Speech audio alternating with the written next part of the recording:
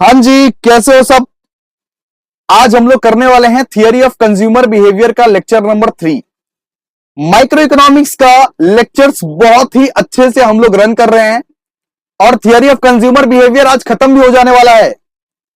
Already हमने law of diminishing marginal utility खत्म कर दिया था और इनडिफरेंस कर्व एनालिसिस आज खत्म करके ये चैप्टर भी खत्म कर देंगे। नेक्स्ट डे से हम लोग अगला चैप्टर को मूव करेंगे। यस, तो आप लोग से यही आशा है कि आप लोग हैंड रिटन नोट्स बना रहे हैं। जिस तरह से मैं यहां पे नोट्स लिखवाते जा रहा हूं उसी तरह से नोट्स लिख रहे हैं और सिर्फ लिख ही नहीं रहे हैं, समझ भी रहे हैं। ठीक है, सो प्लीज ये कमेंट करके मुझे बताओ। आज से मैंने चालू किया है कि जो लोग भी बहुत अच्छे अच्छे कमेंट्स लिखेंगे, जो लोग भी रेगुलरली लेक्चर्स देखेंगे, उनका नाम मैं यूट्यूब के लेक्चर्स में लूंगा। सो आज का शाउट आउट जाता है विकास कुमार दास को। बहुत ही ज्यादा सिंसियर स्टूडेंट है। इनका कमेंट्स मुझे बहुत ज्यादा अच्छा लगता है, रेगुलरली कमेंट करते हैं और रेगुलरली लेक्चर्स भी देखते हैं। तो भाई विकास, सिंसियर जैसे हो वैसे ही रहना और जैसे पढ़ाई कर रहे हो वैसे ही पढ़ाई करना। भगवान आपको बहुत सक्सेसफुल बनाए। ठीक है, तो शुरू करते हैं हम लोग। इनडिफरेंस कर्व एनालिसिस शुरू करते हैं। ऑलरेडी हमने law of diminishing marginal utility खत्म कर दिया था, जिसका रचयिता कौन था? मार्शल साहब। जिसका रचयिता कौन था? मार्शल साहब। लेकिन देखिए, इंडिफरेंस कर्व एनालिसिस का रचयिता कौन है, यानी कि कौन लिखा है इंडिफरेंस कर्व एनालिसिस को, कौन यहां पे बनाया है? Hicks and Allen. Hicks and Allen. Yes, और इंडिफरेंस कर्व को ऑर्डिनल अप्रोच बोला जाता है। क्यों बोला जाता है, इसका भी एक रीजन मैंने दिया था। मार्शल साहब बोलते हैं, एल्फ्रेड मार्शल साहब बोलते हैं कि हम लोग डिमिनिशिंग मार्जिनल यूटिलिटी को मेजर कर सकते हैं। लेकिन हिक्स एंड एलन बोलते हैं, अरे हट मार्शल, हम लोग यूटिलिटी को मेजर कर ही नहीं सकते हैं। अगर यूटिलिटी को मेजर कर सकते हैं तो उसका नाम हो जाएगा कार्डिनल अप्रोच, और अगर यूटिलिटी को मेजर नहीं कर सकते हैं तो उसका नाम हो जाएगा ऑर्डिनल अप्रोच। ठीक है, क्लियर है इतना? यस, तो हिक्स एंड एलन बोलते हैं कि हम लोग यूटिलिटी को मेजर नहीं कर सकते हैं, इसी वजह से हम लोग इसको बोलेंगे ऑर्डिनल अप्रोच। वापस से रिपीट कीजिए, ordinal approach. Indifference curve analysis is a ordinal approach. Okay, clear? हाँ भैया, ये तो समझ गए, ये ऑर्डिनल अप्रोच है।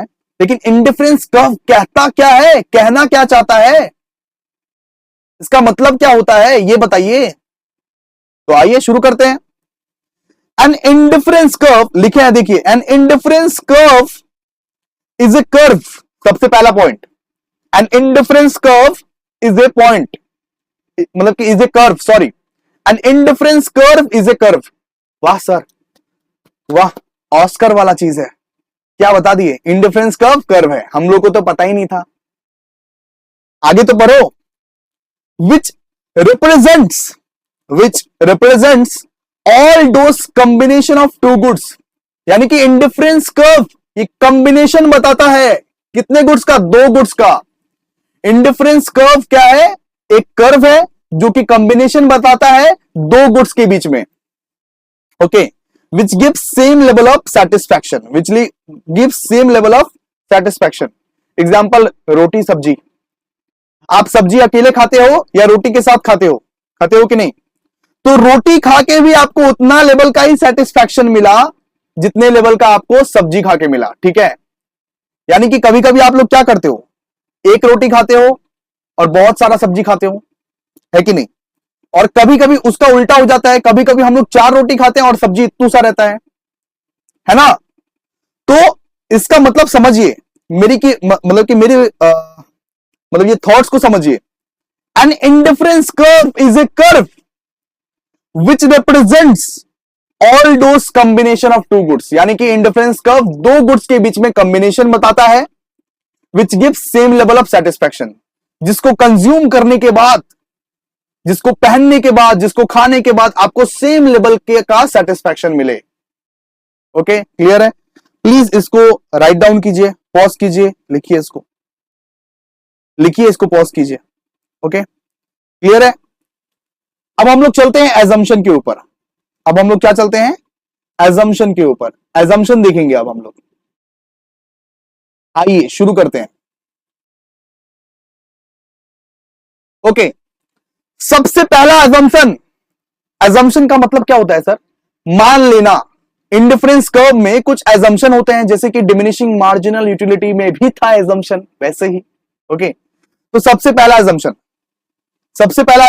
The consumer is rational. इसका मतलब होता है कि कंज्यूमर का दिमाग होना चाहिए, ये कंज्यूमर का बुद्धि होना चाहिए, मतलब कि कंज्यूमर मतलब ये पगलेट नहीं होना चाहिए, जानने समझने सोचने की बुद्धि होना चाहिए। अगर एक बच्चे को तुम बिठा दो और उनको बोलो कि कौन से दो गुड्स तुमको सेटिस्फाई करते हैं बाबू, वो तो कुछ भी बोलेंगे ना, उनको तो बुद्धि नहीं है।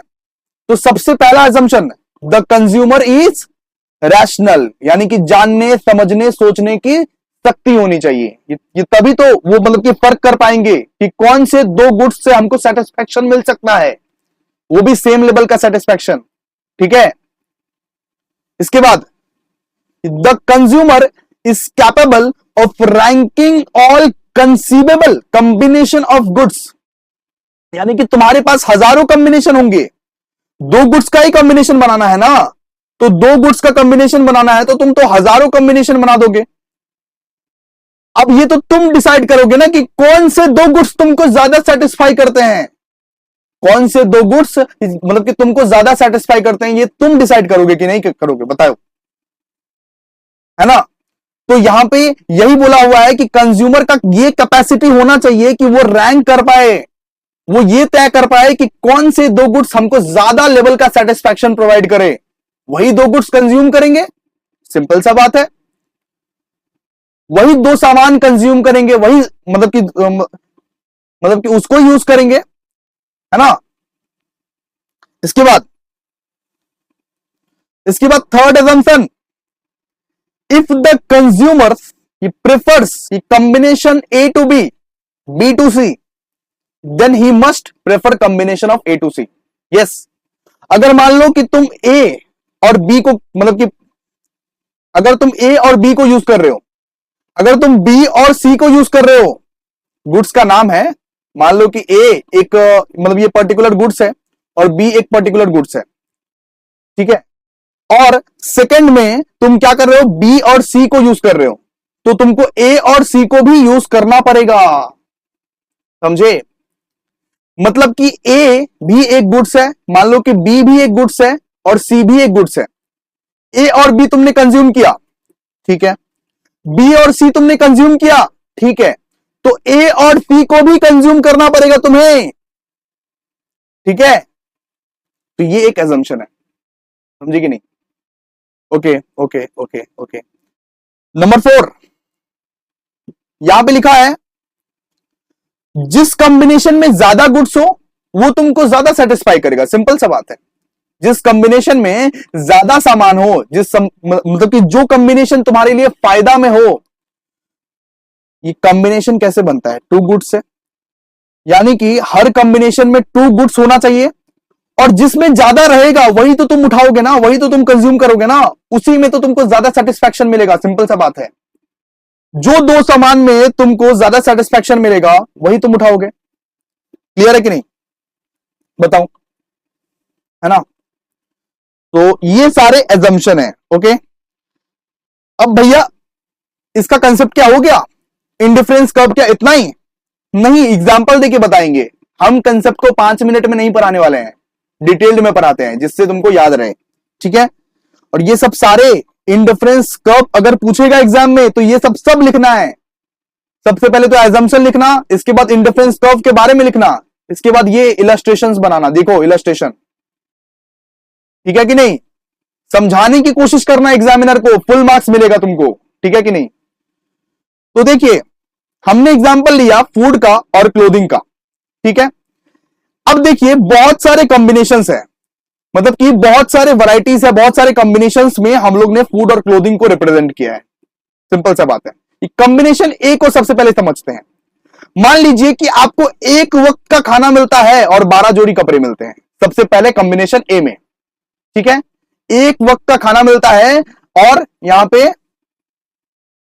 क्लोथिंग कितने मिलते हैं, मतलब ये 12 मिलते हैं ना क्लोथिंग, ठीक है। इसके बाद ये कॉम्बिनेशन बी में अचानक से मम्मी आई और आपको बोली कि बेटा आपको 2 वक्त का खाना चाहिए क्या? बेटा आपको 2 वक्त का खाना चाहिए क्या? आपने बोला हाँ मम्मी दे दो दे दो दे दो। तो मम्मी ने बोला कि कपड़े का त्याग करना पड़ेगा तुमको, एक चीज सैक्रिफाइस करना पड़ेगा। सिंपल सा बात है, यानी कि एक चीज गेन करने के लिए दूसरा चीज सैक्रिफाइस करना पड़ेगा। इंडिफरेंस कब क्या सिखाता है? इंडिफरेंस कब सिखाता है कि कुछ पाने के लिए कुछ खोना पड़ता है, कुछ पाने के लिए कुछ खोना पड़ता है। यस, तो आप लोग देखिए, जब आप लोग वो 2 बार खाना खाने लगे उसके बाद सैक्रिफाइस किए कि नहीं? 6 क्लोथिंग मिलने लगा, या मतलब कि 6 कपड़ा मिलने लगा, ठीक है? यानी कि कितना सैक्रिफाइस किए? एमआरएस का मतलब क्या होता है? Marginal rate of substitution. ऊपर में लिख दीजिए, मार्जिनल रेट ऑफ सब्स्टिट्यूशन, ठीक है? एमआरएस का मतलब क्या होता है? Marginal rate of substitution. कुछ पाने के लिए कुछ खोना पड़ता है। तो देखिए, आपको सबसे पहले कितना मिलता था? 1 वक्त का खाना मिलता था भैया। अब कितना मिलता है? अब 2 वक्त का खाना मिलता है। लेकिन उसके लिए मुझे क्या त्याग करना पड़ा? उसके लिए मुझे कपड़े त्याग करने पड़े। ये पहले मुझे 12 जोड़ी कपड़े मिला करते थे, लेकिन अब सिर्फ 6 जोड़ी कपड़े मिला करते हैं। तो आपने त्याग कितना किया? मार्जिनल रेट ऑफ सब्स्टिट्यूशन आपको क्या सिखाता है? त्याग। त्याग करना सिखाता है कि कितना आपने त्याग किया। तो 6 कपड़े का त्याग कर दिया ना, सिंपल सा बात है। अच्छा, अब सिचुएशन नंबर 3 में वापस मम्मी आई, वापस बोली कि बेटा ये तुमको 3 वक्त खाना चाहिए कि नहीं? बेटा आपको 3 वक्त खाना चाहिए कि नहीं? तो ठीक है मम्मी दे दो, ठीक है दे दो, कोई बात नहीं, वैसे तो 2 वक्त खाना मैं खा ही रहा हूं। मतलब कि एक्साइटमेंट हुई, उस लेवल की नहीं हुई जिस लेवल की होनी चाहिए थी। एक्साइटमेंट हुई लेकिन उस लेवल की नहीं हुई जिस लेवल की होनी चाहिए थी। मम्मी को आपने बोला कि मतलब ठीक है, एक वैसे तो 2 वक्त का खाना दे ही रही हो, लेकिन और 1 वक्त का खाना मिल जाएगा तो अच्छा ही होगा, ठीक है? तो देखिए, एक्साइटमेंट कम हुई, इसके वजह से आप सैक्रिफाइस भी कम कर रहे हैं, है कि नहीं? अब थर्ड टाइम आपके लिए उतना ज्यादा जरूरी नहीं था। यानी कि आपको कितना कपड़ा मिल रहा था? मतलब कि 6 कपड़ा मिल रहा था, आपने कितना कपड़ा को त्याग किया? बस 2 कपड़े को त्याग किए, बस, ठीक है? तो एक्साइटमेंट हुई लेकिन उस लेवल की नहीं हुई जिस लेवल की होनी चाहिए थी। और फोर्थ कॉम्बिनेशन में मम्मी बोली कि इवनिंग स्नैक्स भी चाहिए क्या बेटा? मतलब कि चौथा वक्त का खाना भी चाहिए क्या? हाँ ठीक है दे दो मम्मी, कोई बात नहीं, ठीक है दे दो, जब इतना खा रहे हैं तो और एक बार खा ही लेंगे, कोई दिक्कत नहीं है। सो इस बार तो आपने बिल्कुल कम लेवल का सैक्रिफाइस किया है ना। तो चौथा वक्त का खाना खाने के लिए बस आपने कितना सैक्रिफाइस किया? सिर्फ 1। और एमआरएस में तो जानते ही हैं, एमआरएस में हम लोग क्या लिखते हैं? एमआरएस में बस सैक्रिफाइस लिखते हैं कि कितना सैक्रिफाइस आपने किया। यानी कि फर्स्ट कॉम्बिनेशन में आपने 6 जोड़ी कपड़े सैक्रिफाइस कर दिए, सेकंड कॉम्बिनेशन में इतू सा लेवल का एक्साइटमेंट था इसीलिए सिर्फ 2 जोड़ी सैक्रिफाइस करना पड़ा, और थर्ड कॉम्बिनेशन में आपको सिर्फ 1 जोड़ी सैक्रिफाइस करना पड़ा, बिकॉज आप मतलब कि जबरदस्ती बोले हाँ ठीक है कोई बात नहीं, 1 वक्त का खाना ही तो है, दे दो कोई बात नहीं। तो जितना कम सैक्रिफाइस करेंगे, मतलब कि जितना कम एक्साइटेड रहोगे तुम, जितना कम जरूरत रहेगा उतना कम तुमको सैक्रिफाइस करना पड़ेगा। सिंपल सा बात है। मैंने क्या बताया? कुछ पाने के लिए कुछ खोना पड़ता है, ठीक है कि नहीं? आइए, सो ज्यादा पाओगे तो ज्यादा खोना पड़ेगा, और कम पाना है तो कम खोना पड़ेगा। सिंपल सा बात है। अगर तुमको ज्यादा पाना है तो ज्यादा सैक्रिफाइस करना पड़ेगा, और कम पाना है तो कम सैक्रिफाइस करना पड़ेगा। सर इतना आप डिटेल्ड में क्यों लेक्चर लेते हैं? तो क्या करे, छोड़ दे तुमको? तुम्हारे बीकॉम के टीचर्स की जैसे 5 मिनट में समझा के छोड़ दे? बताओ, कमेंट में बताओ। अगर ऐसा बोलोगे तो मैं छोड़ दूंगा। सिंपल सा बात है ना? डिटेल्ड में समझोगे तभी एग्जाम में जाके लिख पाओगे। क्लियर है? अच्छा भैया, अब ये बताइए कि प्रॉपर्टीज ऑफ इंडिफरेंस कर्व क्या रहता है? यानी कि इंडिफरेंस कर्व की अच्छाई क्या है, मतलब कि प्रॉपर्टीज क्या है, क्या क्या है उसमें, ऐसी क्या बात है उसमें कि हिक्स साहब ने मार्शल साहब की बेइज्जती कर दी थी? अरे मार्शल एड़ा, यूटिलिटी को बोलता है मेजर कर सकते हैं, बिल्कुल मेजर नहीं कर सकते हैं। तो आज हम पढ़ेंगे प्रॉपर्टीज। ऐसा क्या बात था इंडिफरेंस कर्व में।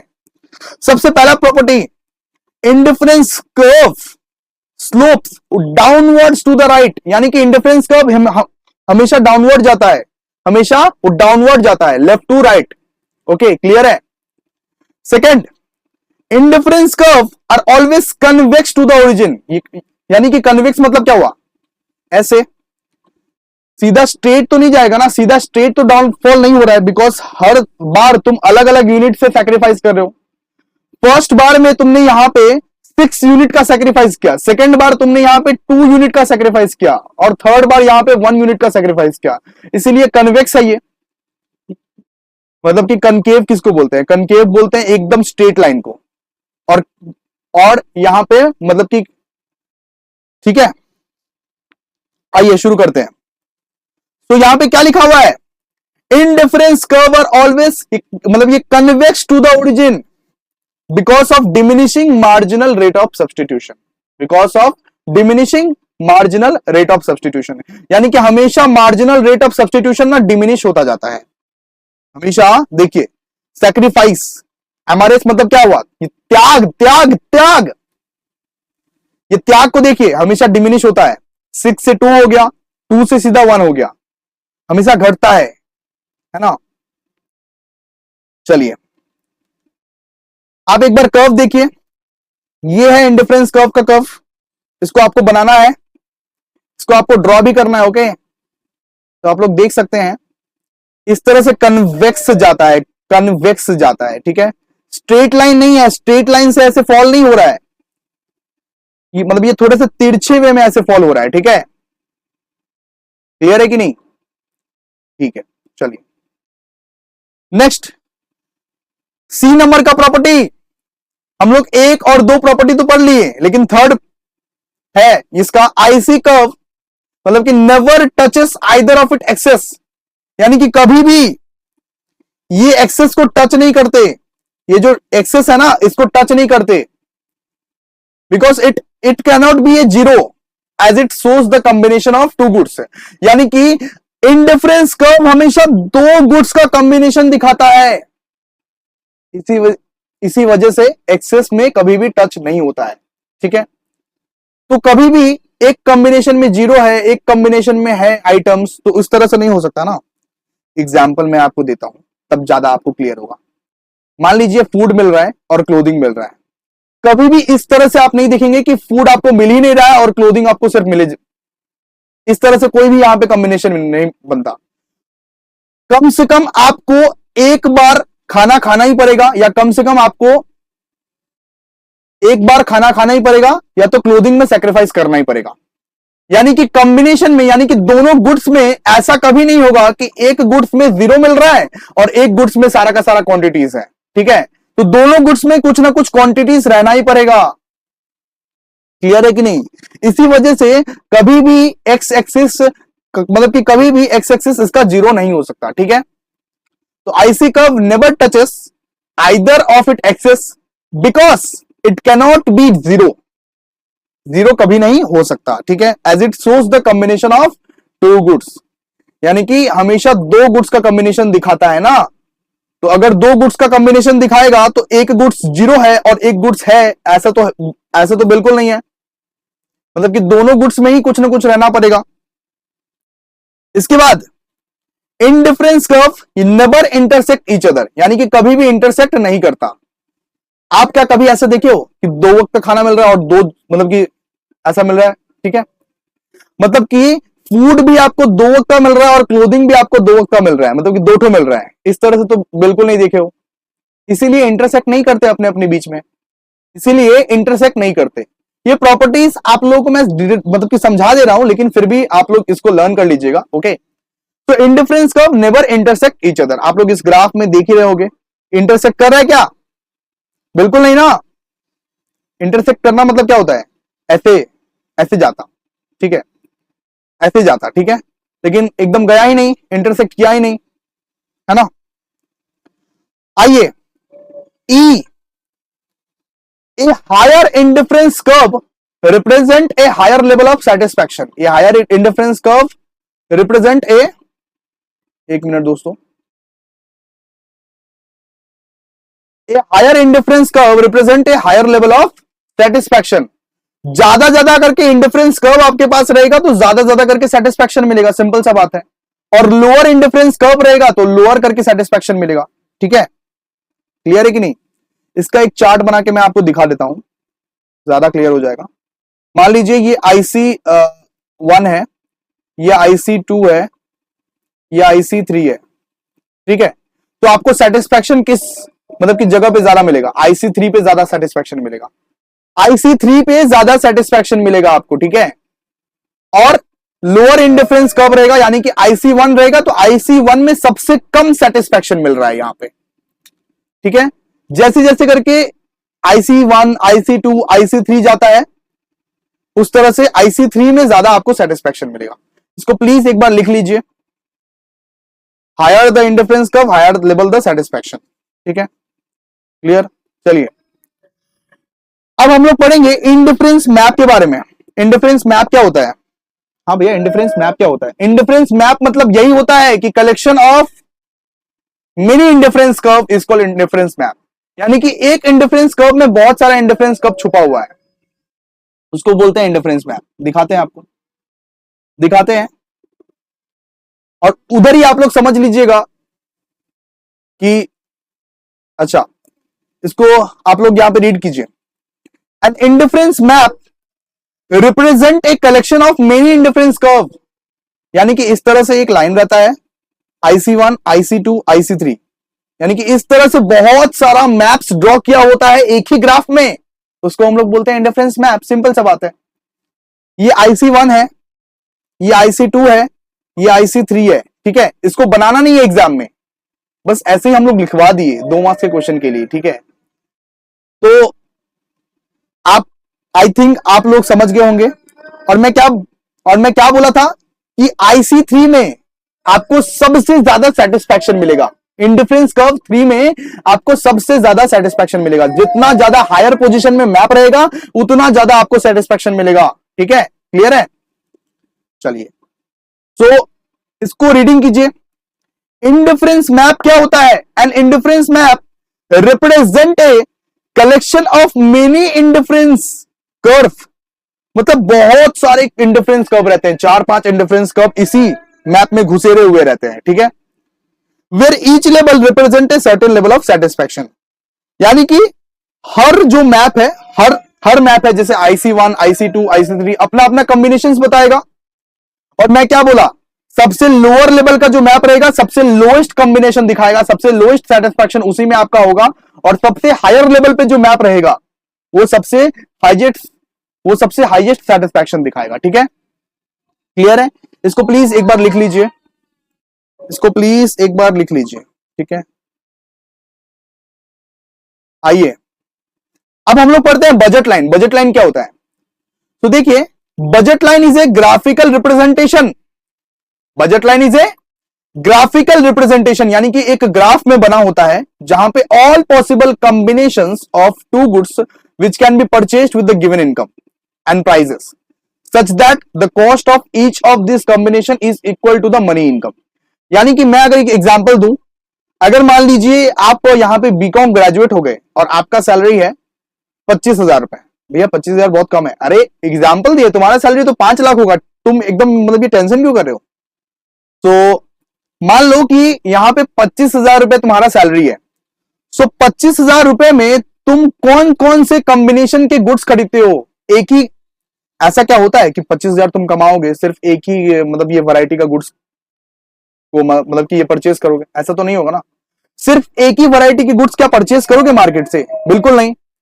तो बहुत सारे कॉम्बिनेशंस खरीदोगे, आटा खरीदोगे, चावल खरीदोगे,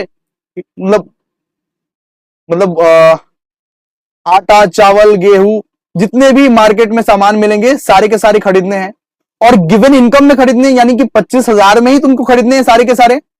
25,000 से ज्यादा इनकम तुम्हारा पास है क्या? नहीं ना। तो मार्केट में जाओगे और मार्केट में जाके बोलोगे भैया मुझे आटा भी चाहिए, मुझे गेहूं भी चाहिए, मुझे चावल भी चाहिए, मुझे चीनी भी चाहिए, मुझे दाल भी चाहिए और मुझे पनीर भी चाहिए, लेकिन हाँ भैया 25,000 ही मेरे पास इनकम है, उसी लेवल के इनकम से सारा का सारा गुड्स दे देना, उसके बाहर मत देना, क्योंकि मेरा तो इनकम ही नहीं है ना। तो बजट लाइन मतलब क्या होता है? बजट लाइन वो लाइन होता है कि जो मेरा बजट है, सिंपल सा बात है, मेरा बजट के भीतर रहना है, 25,000 के भीतर रहना, 25,000 के बाहर शॉपिंग नहीं करना है, वरना तो कर्जा लेना पड़ जाएगा। चलो इसको लिखिए, इंग्लिश में लिखिए इसको, budget line is a graphical representation of all possible combination, all possible combination, सिर्फ टू गुड्स का नहीं, all possible combination of two goods, ठीक है, all possible combination of two goods, यानी कि दो ही गुड्स खरीद रहे हैं लेकिन सारे के सारे पॉसिबल कॉम्बिनेशन आप खरीद रहे हैं, ठीक है, which can be purchased with given income and prices such that the cost of each of this combination is equal to money income of the consumer। यानी कि एक या दो कॉम्बिनेशंस का आपका इनकम से पूरा का पूरा इक्विवेलेंट रहे, उसको बोलते हैं हम लोग बजट लाइन, ठीक है, क्लियर है। तो बजट लाइन आप लोग देख लीजिए, इस तरह से ग्राफ है, एक बार बना लीजिए, एक बार आप लोग बना लीजिए, ये है गुड्स एक्स और ये है गुड्स वाई, तो सेम लेवल का सेटिस्फैक्शन यहां पे मिलना चाहिए और सेम लेवल के इनकम है यहां पे, है ना, उसी इनकम में आप लोगों को मिल रहा है।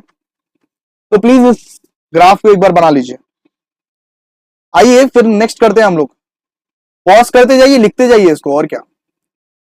अब हम लोग पढ़ेंगे consumer equilibrium under IC curve. Consumer equilibrium क्या होता है? Consumer equilibrium diminishing marginal utility का पढ़े थे, अब हम लोग पढ़ेंगे इंडिफरेंस कर्व का कंज्यूमर इक्विलिब्रियम, ठीक है। तो यहां पे लिखा हुआ है when the budget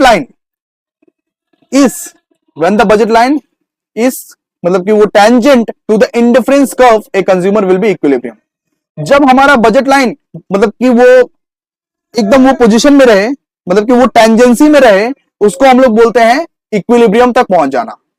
budget line अगर हमारा वो टेंजेंसी में रहे तो हम लोग उसको बोलते हैं इक्विलिब्रियम तक पहुंच जाना। जैसे कि एग्जांपल आप लोग को दिखाते हैं, देखिए यहां पे बहुत सारे मैप्स है, IC1 है, IC2 है और IC3 है, लेकिन इक्विलिब्रियम पॉइंट पे कौन पहुंच रहा है? देखिए ध्यान से, IC2 इक्विलिब्रियम पॉइंट पे पहुंच रहा है, तो यहां पे हम लोग क्या बोल सकते हैं? Consumer is at equilibrium at point E where budget line AB is just tangent to the IC2।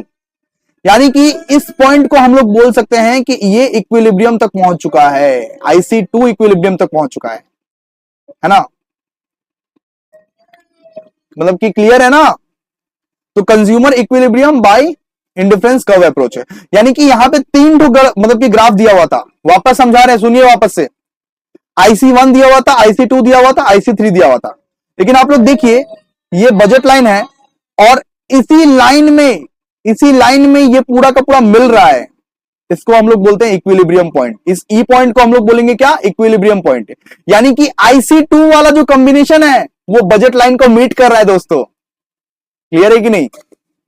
तो ये जो कॉम्बिनेशन है टू गुड्स का, ये मैच कर गया हमारा, ओके। आइए अजम्पशन पढ़ते हैं, इसका अजम्पशन पढ़ते हैं।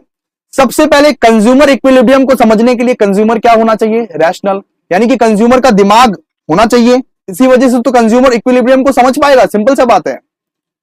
इनकम हमेशा कांस्टेंट रहना चाहिए, ऐसा नहीं होना चाहिए कि स्टॉक मार्केट जैसा इनकम है, आज 25,000 कल 50,000 परसों मतलब ये 75,000, मतलब कि हर सेकंड बढ़ रहा है, इस तरह से नहीं होना चाहिए। इनकम होना चाहिए कांस्टेंट, मतलब कि तभी तो आप लोग हिसाब कर पाइएगा, सिंपल सा बात है। इसके बाद goods are substitute to each other, यानी कि एक गुड्स दूसरे गुड्स का सब्स्टिट्यूट होना चाहिए, ठीक है। मतलब ये consumers preference for two goods is well defined, यानी कि कंज्यूमर्स का प्रेफरेंस एकदम सबसे पहले ही तय हो कि मुझे कौन सा टू गुड्स खरीदना है, मुझे कौन सा दो गुड्स खरीदना है, सिंपल सा बात है ना। तो दोस्तों आई होप आप लोगों को सब कुछ समझ में आ गया होगा A to Z। प्लीज इसको अपने कॉपी में लिख लीजिए और कंज्यूमर बिहेवियर हमारा चैप्टर खत्म हो गया है और नेक्स्ट चैप्टर में हम लोग आगे बढ़ेंगे अभी, ठीक है। तो इकोनॉमिक्स हम लोग का बहुत अच्छा से जा रहा है, वैसे ही सारे के सारे सब्जेक्ट हम लोग अच्छा से ही कर रहे हैं। उसको ज्वाइन करने के लिए आप लोगों को बस 6 स्टेप्स को फॉलो करना है, जो 6 स्टेप्स आपको मिलेंगे डिस्क्रिप्शन या तो कमेंट बॉक्स में। फटाफट से 6 स्टेप्स को फॉलो कीजिए और बीकॉम सेमेस्टर 1 के फ्री क्लासेस में ज्वाइन हो जाइए, ठीक है। थैंक यू दोस्तों, मिलते हैं नेक्स्ट वीडियो में।